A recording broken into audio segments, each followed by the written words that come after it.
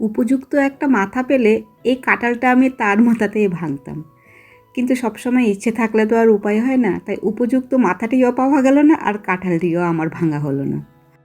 দর্শক বন্ধুদের সঙ্গে একটু মজা করতে ইচ্ছে হচ্ছিল বলেই কথাটা বলেছি। বেলজিয়াম ভ্রমণের একেবারে শেষ পর্যায়ে আমি সোমা আপনাদেরকে ব্রাসেলস থেকে অনেক অনেক স্বাগত জানাই। এই দোকানের এই জিনিসপত্রগুলো কিন্তু অনেক বছরের পুরনো জিনিস। ব্রাসেলস ঘুরতে গিয়ে আমরা অনেকগুলো ইন্ডিয়ান ট্যুরিস্ট দলকে দেখতে পেয়েছি, আর এই দলটা না একেবারে অনেকটাই বড়। এত লোক এসছে? হ্যাঁ, এটা এত বড় গ্রুপ এসছে?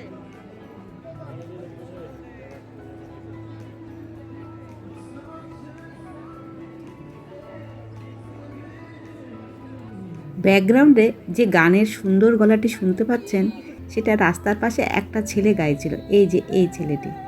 ইউরোপের রাস্তায় এরকম ভালো মিউজিশিয়ান, সিঙ্গার অনেক আপনি দেখতে পাবেন। এরা হয়তো কোনো কলেজ বা ইউনিভার্সিটিতে পড়ে, পড়াশোনার খরচ চালাতে নিজের শখটিই আপাতত তাদের পেশা। তাই পথ চলতি সবাই না হলেও ভালো লাগলে অনেকেই এদের পারিশ্রমিকের মর্যাদা দেন বইকি।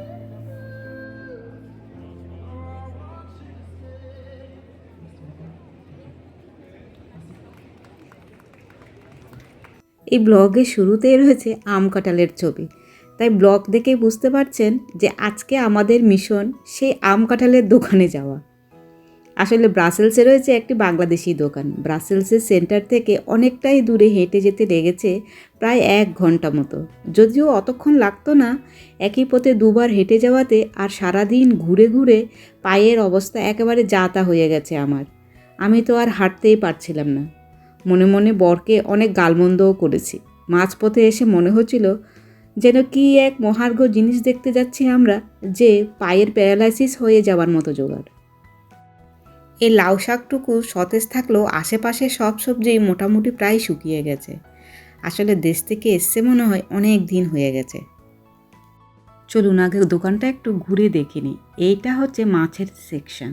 এই সেকশনটায় দেশে প্রায় নানা ধরনের মাছ এখানে আছে।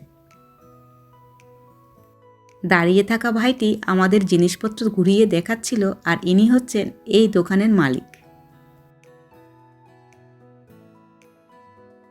এতখানি রাস্তা হেঁটে আসাতে আমাদের ভীষণ জল পিপাসা পেয়েছে, তাই প্রথমেই 1 বোতল জল নিয়ে নিয়েছি। এই ইউরোপে না জল কিনে খেতে ভীষণই কষ্ট হয়।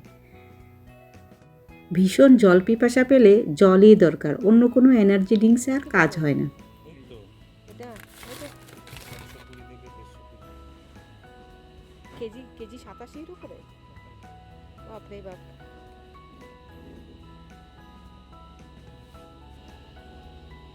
কি করবে?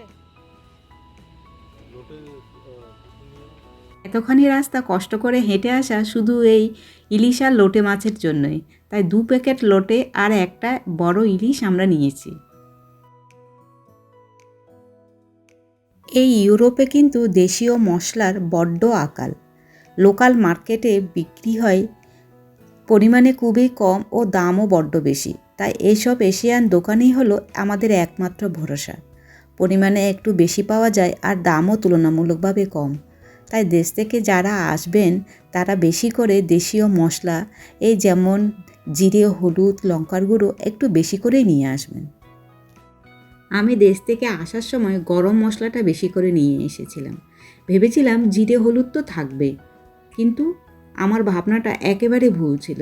এখানে এসে জিরে হলুদ গুঁড়ো পর্যন্ত ঠিকঠাক করে পাওয়া যায় না, আর শুকনো লঙ্কার গুঁড়ো তো একদমই পাওয়া যায় না।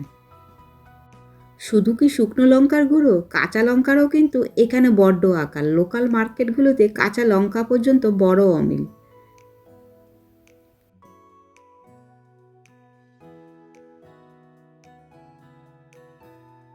এই দোকানে দেখলাম ভালো ভালো বাংলাদেশি বিস্কিট রয়েছে, যেহেতু এটা বাংলাদেশি দোকান। তবে আমি বিস্কিট না নিয়ে একটু সিমুই নিয়েছি। বাংলাদেশের ঈদ স্পেশাল লাচ্চা সিমুই। বাংলাদেশি ব্লগারদের দেখি ওরা ঈদের সময় লাচ্চা সিমুই রান্না করে, তাই আমি এখান থেকে লাচ্চা সিমুইটা একটু নিয়ে এসেছি। আমি এই দোকানের জিনিসপত্রের কীরকম দাম তা বলিনি, এই কারণে যারা এখানে থাকেন ও কিছু খাবেন বলে অত দূর কষ্ট করে যান, তারাই দামটা দেখেন না, জিনিসটাই দেখেন। জিনিস ভালো হলে বা পছন্দ হলে বেশি না হলেও অল্প একটু নিয়েই নেন। আর দামের কথা ভাবলে বা টাকার সঙ্গে তুলনা করলে এখানের দেশীয় কোনো জিনিসই কেনা যাবে না। বিডি মার্কেট থেকে জিনিসপত্র কিনে উবেরেই করে নিতে হলো, কারণ পায়ের অবস্থা খুবই খারাপ। উবের থেকে নেমে মাস্ট্রিট যাওয়ার জন্য আমাদেরকে আবার বাস ধরতে হবে। তাই ভিডিওটি আমি এইখানেই শেষ করলাম। খুব শিগগিরই দেখা হচ্ছে আগামী ব্লগে। ততক্ষণের জন্য বাই বাই।